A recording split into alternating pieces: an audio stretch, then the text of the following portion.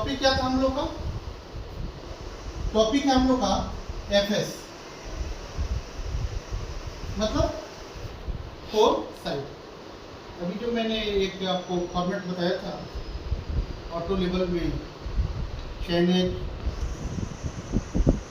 Offset, BS, IS, FS, HI, RL और D.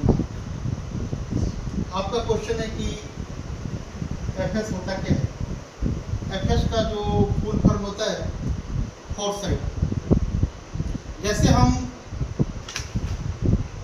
किसी side पे या किसी रोड का लेवल ले रहे हैं, लेवल जब ले रहे हैं तो हमारी मशीन किसी न किसी एक टीबीएम यानी टेम्पोररी बेंचमार्क से सेट होती है।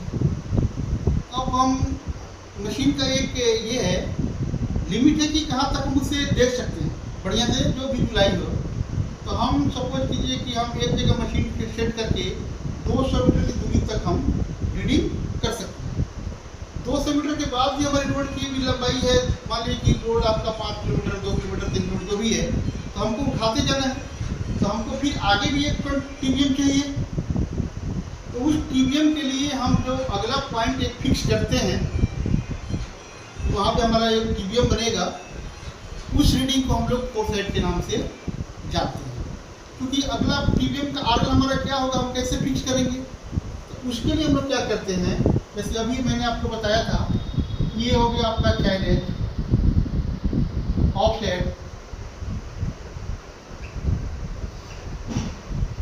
ये हो गया आपका बीएस, यहाँ पे हो गया आईएस,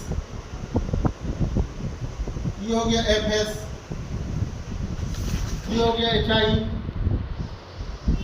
ये हो गया आरएल और ये हो गया remark. Chainage, offset, BS, IS, FS, HI, RL और रिमार्क। अब देखिए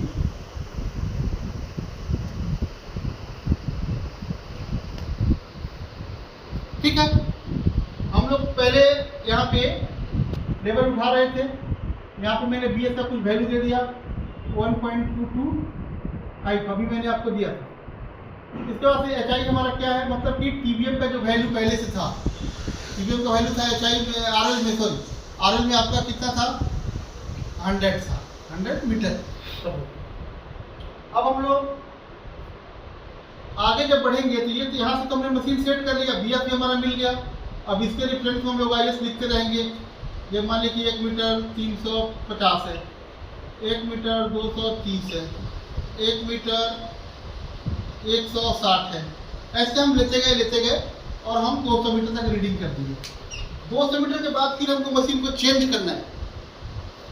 तो जो चेंजिंग पॉइंट होती है, जो मशीन को चेंज करने के लिए अगला टीबीएम हम लोग बनाते हैं, उस वैल्यू को जो हम रीडिंग करते हैं कहीं परमानेंट एक बना करके पॉइंट, और उस रीडिंग को हम जो पढ़ते हैं वहाँ का रीडिंग आ गई 1 मीटर 360, इसको हम लोग एफएस में नोट करते हैं।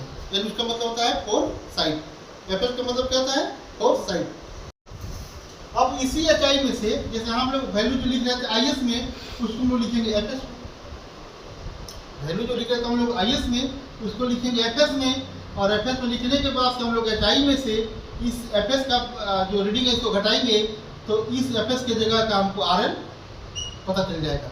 और फिर हम अगला जो मशीन सेट करेंगे, और इस टीबीएम पे सेट करके, और यहाँ का आरएल हम लोग जो आएगा उसको मान करके, या फिर हम लोग बीएस करेंगे और बैक साइड में इस आरएल का वैल्यू जोड़ेंगे, फिर हमको एचआई मिलेगा। और इसके रेफरेंस में हम लोग इसको घटाते जाएंगे तो हमको आरएल वहाँ का मिलेगा।